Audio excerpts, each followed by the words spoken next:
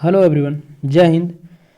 देखिए, आज की क्लास में हम लोग आर्मी जीडी के 30 क्वेश्चन सामान्य ज्ञान और सामान्य विज्ञान का फिर से शुरुआत करते हैं। देखिए दोस्तों, थोड़ा सा घर में कुछ काम होने की वजह से कुछ दिन तक वीडियो नहीं आ पाया, इसके लिए माफ़ी चाहता हूँ। चलिए स्टार्ट करते हैं। पहला क्वेश्चन देखिए हमारा कहता है, पहला क्वेश्चन आपके स्क्रीन पर है। देखिए कहता है, भारतीय राष्ट्रीय कांग्रेस का प्रथम अधिवेशन कहाँ हुआ था। प्रथम अधिवेशन का बात किया दोस्तों, भारतीय राष्ट्रीय कांग्रेस के बारे में अगर यदि हम बात करें तो भारतीय राष्ट्रीय कांग्रेस का 1950 में 1885 में, ठीक है, 1885 में, 1985 नहीं, 1885 में ए हो ह्यूम द्वारा किया गया था। ठीक, उसके बाद इनके पहले अध्यक्ष और जो भी पहले मुस्लिम अध्यक्ष, ये बहुत डिटेल में आपको भारतीय राष्ट्रीय कांग्रेस को करना है। ठीक है, थोड़ा सा इस पर ध्यान दीजिएगा, इससे क्वेश्चन बनता ही है, आप लोग को पता हो तो। ठीक, देखिए इसका क्या हो जाएगा। पहला जो अधिवेशन, प्रथम अधिवेशन हमारा कहाँ हुआ था, मुंबई में हुआ था भारतीय राष्ट्रीय कांग्रेस का। कांग्रेस क्या थी कि पूरे भारत में जगह जगह पर अधिवेशन कर रहा था, मतलब कर रहा था और एक दूसरे को जागृत कर रहा था ये के लिए। ठीक, चलिए कांग्रेस के बारे में थोड़ा पढ़िएगा। दूसरा क्वेश्चन देखिए, दूसरा क्वेश्चन हमारा कहता है, वंदे मातरम किस पुस्तक से लिया गया है। वंदे मातरम जो है वो किस पुस्तक से लिया गया। तो आप लोग को तो पता हो, वंदे मातरम आनंद भट्ट पुस्तक से लिया गया है। इसके रचयिता कौन है, बंकिम चंद्र चटर्जी। ठीक है, रचयिता कौन है इसके, बंकिम चंद्र चटर्जी, ध्यान रखिएगा। चलिए तीसरा क्वेश्चन पे हम बढ़ते हैं। जल्दी जल्दी क्वेश्चन करेंगे, कम समय में आप अच्छे क्वेश्चन को करते जाइए।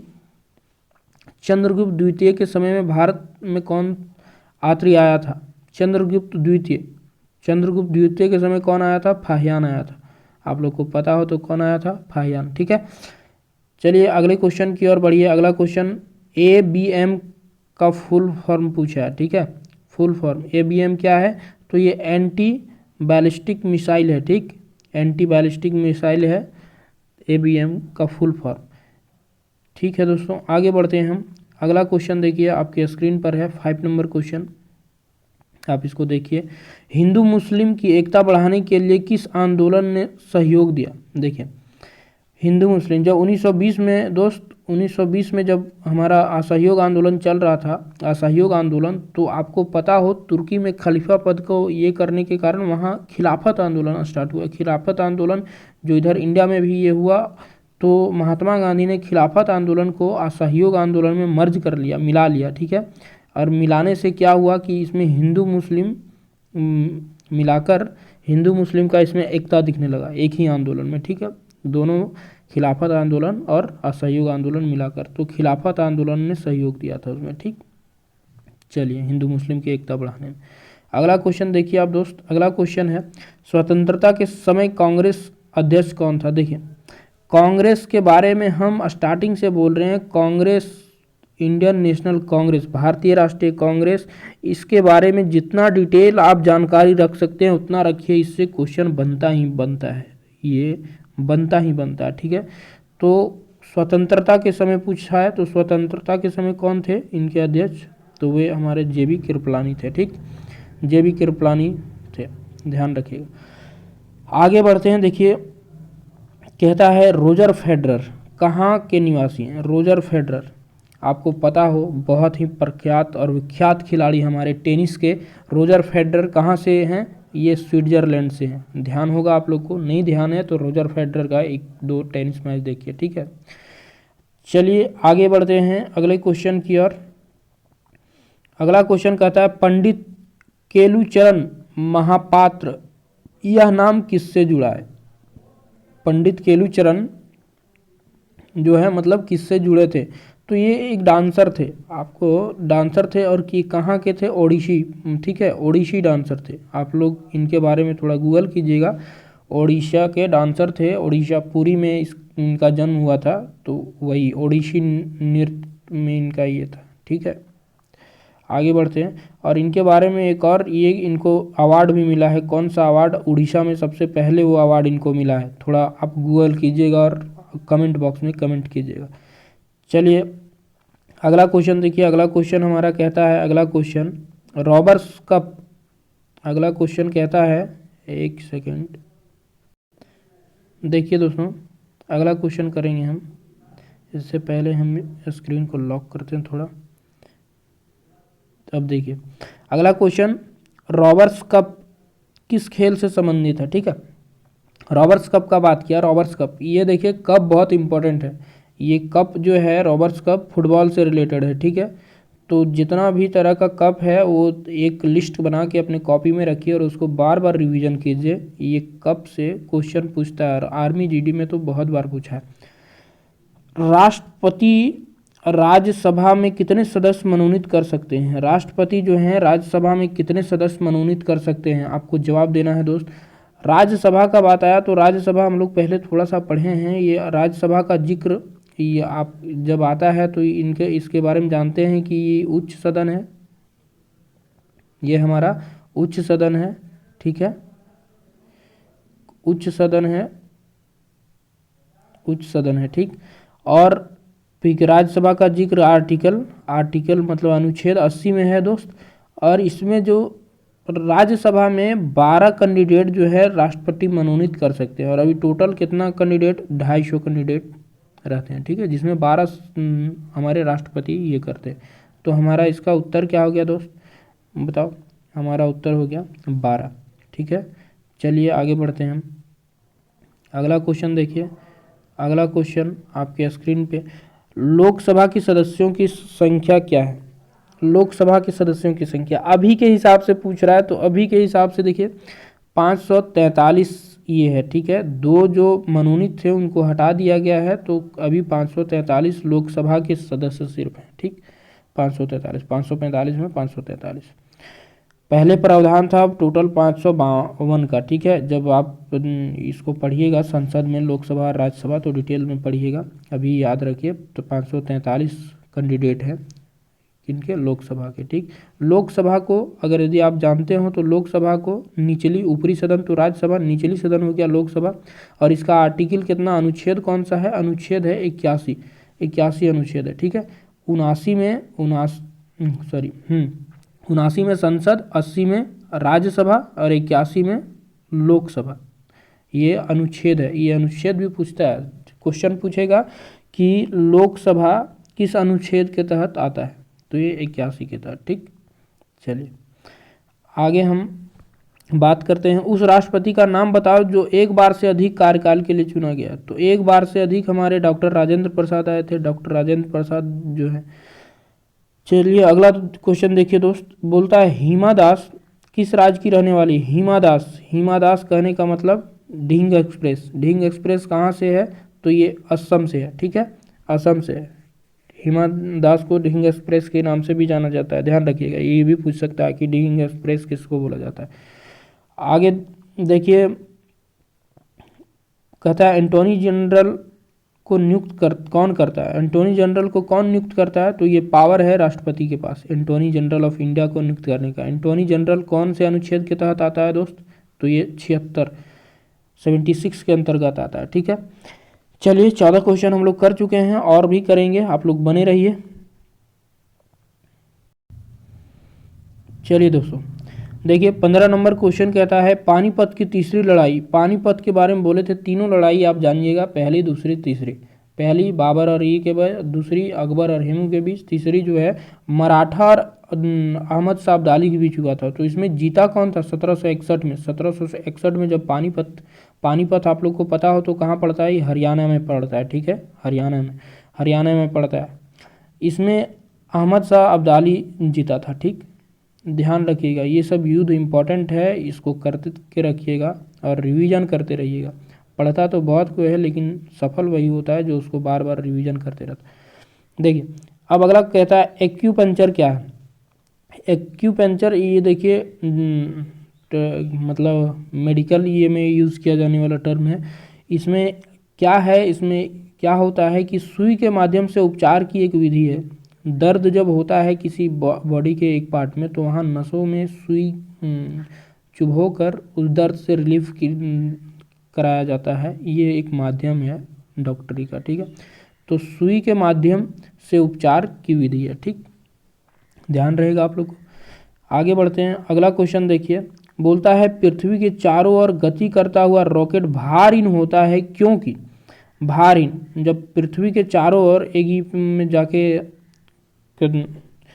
मतलब गति करने लगता है पृथ्वी के चारों ओर, तो उसका क्या रीज़न है? उसका रीज़न सिर्फ इतना है दोस्त, उसका रीज़न यही है कि रॉकेट पर लगने वाला गुरुत्वीय बल अभिकेंद्री बल के रूप में प्रयुक्त हो जाता है। जब वो एक ये से बाहर जाता है तो पृथ्वी से लगने वाला गुरुत्वीय बल वो अभिकेंद्री बल में परिवर्तित हो जाता है, ठीक, जिसके कारण वो भारहीन होता है। तो इसका 17 का बी नंबर हो जाएगा। आगे बढ़ते हैं दोस्तों, आगे देखिए कहता है 18 नंबर, देखिए 18 नंबर हमारा क्वेश्चन कहता है कि खाली बर्तन को पानी से भर दिया जाता है तो इसकी आवृत्ति देखिए 1 सेकेंड में उसमें होने वाला नॉर्मल लैंग्वेज में जानिए 1 सेकेंड में जितना उसमें उतार चढ़ाव होगा वो आवृत्ति कहलाएगा, ठीक है।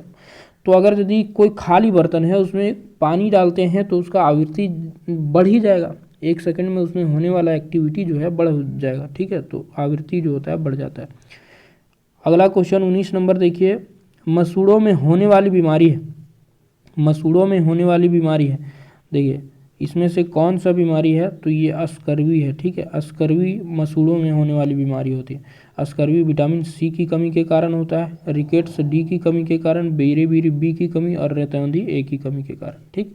आप लोग को इतना तो पता ही होगा। तो 19 नंबर का अस्कर्वी हो गया, ठीक। मसूड़ों में होने वाली बीमारी अस्कर्वी की ये से होता है। चलिए अगला क्वेश्चन देखिए, बोलता है एक पदार्थ में किसी मान का ताप 1 डिग्री सेल्सियस बढ़ाने के लिए आवश्यक ऊष्मा को उस पदार्थ का क्या कहते हैं? ये देखिए डायरेक्ट डिफिनीशन है। किसी पदार्थ में किसी द्रव्यमान का ताप 1 डिग्री सेल्सियस बढ़ाने के लिए आवश्यक ऊष्मा को उस पदार्थ का ऊष्माधारिता कहा जाता है, ठीक है। ऊष्माधारिता कहा जाता है दोस्त, ध्यान रखिएगा, ठीक। आप लोग पढ़े होंगे इस चीज़ को, लेकिन हो सकता है कि आपके दिमाग में ना हो, लेकिन इसको रखिए, ठीक। यूं ही मंजिल ना मिलती राही को दिल में जुनून सा जलाना पड़ता, जुनून सा जलाना पड़ता। मैंने पूछा चिड़िया से कि घोंसला कैसे बनता है, वो बोली कि तिनका उठाना पड़ता है। चलिए 21 नंबर क्वेश्चन करेंगे दोस्त। 21 नंबर क्वेश्चन, पहाड़ों पर दाल देर से गलता है। देखिए अब पहाड़ों पर दाल तो देर से गलेगा ही दोस्त, दिक्कत तो होगा ही। पहाड़ पर ज़्यादा ऊंचाई पर चल जाओगे तो क्या होता है, वायु का दाब जो है वो कम हो जाता है, वायु का दाब कम हो जाता है, जिसके कारण को वहाँ दाल जो है देरी से गलती है, ठीक। तो इसका क्या हो जाएगा, वायु दाब कम हो जाता है पहाड़ों पर। अब देखिए गैर पारंपरिक सोर्स का बात किया, ये कौन है बताओ? पेट्रोल, प्राकृतिक गैस, कोयला, ये सब खत्म हो जाएगा, लेकिन सौर ऊर्जा जो है नहीं खत्म होगा, ठीक है। तो ये गैर पारंपरिक हो गया। अब देखिए ये भी क्या है हमारा, 1 किलोग्राम पानी में 1 डिग्री सेल्सियस वृद्धि करने के लिए आवश्यक ऊष्मा की मात्रा को कहते हैं, क्या कहते हैं? किलो कैलोरी कहते हैं। 1 किलोग्राम पानी में 1 डिग्री सेल्सियस तापमान जो है वृद्धि करने के लिए आवश्यक ऊष्मा की मात्रा को क्या कहते हैं? किलो कैलोरी, ध्यान रखिएगा, ठीक है।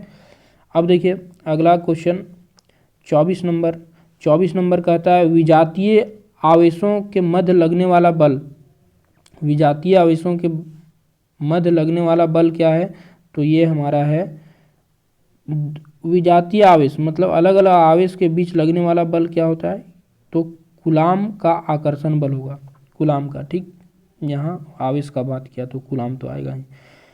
अब देखिए 25 नंबर क्वेश्चन दोस्त, इसमें थोड़ा हम कंफ्यूजन है, आप लोग को अगर इसका ये है तो ज़रूर मुझे भी बताइएगा।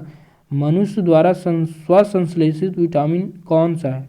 हम जहाँ तक जानते हैं विटामिन डी हम लोग को सन से मिलता है, सूरज से मिलता है। विटामिन डी हमारे शरीर में नहीं बनता, जबकि यहाँ मेरे हिसाब से उत्तर होना चाहिए विटामिन ए और के। सी भी हम लोग बाहर से लेते हैं, ए भी लेते हैं, ऐसी बात नहीं है, बढ़ाने के लिए।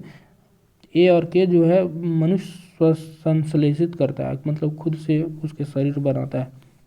आप लोग ज़रा कमेंट कीजिएगा इस क्वेश्चन के बारे में, मेरा जानकारी सही है या गलत। ए और के बारे में हम जानते हैं कि ये स्वसंश्लेषित होती हैं, जबकि सी डी ये सब बाहर से हमको बाहर रिसोर्सेज से मिलती। प्राथमिक रंग, प्राइमरी कलर का बात किया, प्राथमिक रंग कौन है भाई? कौन है भाई बताओ? ये है लाल, नीला और हरा। लाल, नीला और हरा प्राथमिक रंग का दर्जा दिया गया है इसको। ठीक है, आगे बढ़ते हैं दोस्तों, बने रहिए आप और एंजॉय कीजिए। अगला क्वेश्चन देखिए दोस्तों, कहता है चुंबकीय क्षेत्र का मापने का अंतर। चुंबकीय क्षेत्र का मापने का, तो चुंबकीय क्षेत्र किससे, गॉस मीटर से नापा जाता है। ठीक, गॉस मीटर से नापा जाता है, ध्यान रखिएगा, गॉस मीटर से। ये देखिए हमारा क्या उत्तर हो जाएगा, गॉस मीटर। 100 डिग्री सेल्सियस पर जलने की अपेक्षा 100 डिग्री भाप से जलना, देखिए यही भाप से, अगर यदि 100 डिग्री जल को अगर यदि आप छूते हैं, वही 100 डिग्री का जो भाप रहता है, भाप बन के जो होता है, उससे जलना ज़्यादा ये है कि, तो आप लोग को पता हो जब भाप से ये लगता है तो बहुत तीखा लगता है, तो वो ज़्यादा खतरनाक है। मतलब 100 डिग्री भाप पर जलना ज़्यादा खतरनाक होता है, अधिक खतरनाक है। ठीक है, ध्यान रखिएगा। चूहों के विष का रासायनिक नाम क्या है। चूहों का विष जो है उसका रासायनिक नाम क्या है। ठीक, इसका रासायनिक नाम है जिंक फॉस्फेट। जिंक फॉस्फेट चूहों के विष का रासायनिक नाम है दोस्त, ध्यान रखिएगा। अगला क्वेश्चन और इस वीडियो का लास्ट क्वेश्चन देखिए। लास्ट क्वेश्चन करने से पहले हम आप लोग से एक बात कहना चाहते हैं कि अगर यदि आप इस वीडियो से जरा सा भी एक भी क्वेश्चन सीख रहे हैं तो आपका ये कर्तव्य है कि वीडियो को फैलाइए, अपने स्टेटस में लगाइए, जहाँ भी जो भी प्लेटफॉर्म है उस पर शेयर कीजिए और लाइक एंड कमेंट भी कीजिए प्यारा प्यारा सा। ओके, देखिए दोस्त, कहता है विद्युत धारा की इकाई। विद्युत धारा की इकाई क्या है दोस्त, विद्युत धारा की इकाई क्या है, तो कूलाम पर सेकेंड, ये हमारा इकाई है इसका, विद्युत धारा का। ठीक, तो आज के लिए इतना ही रखते हैं दोस्त। 30 क्वेश्चन किए हम लोग, 30 क्वेश्चन फटाफट जितना जल्दी हो सका किए, और जितना एक्स्ट्रा बताने का कोशिश किए वो भी थोड़ा आप लोग ध्यान में रखिएगा जितना हमसे बन पाया। ठीक है, तो आज के लिए इतना ही रखते हैं। जय हिंद आप सबों को।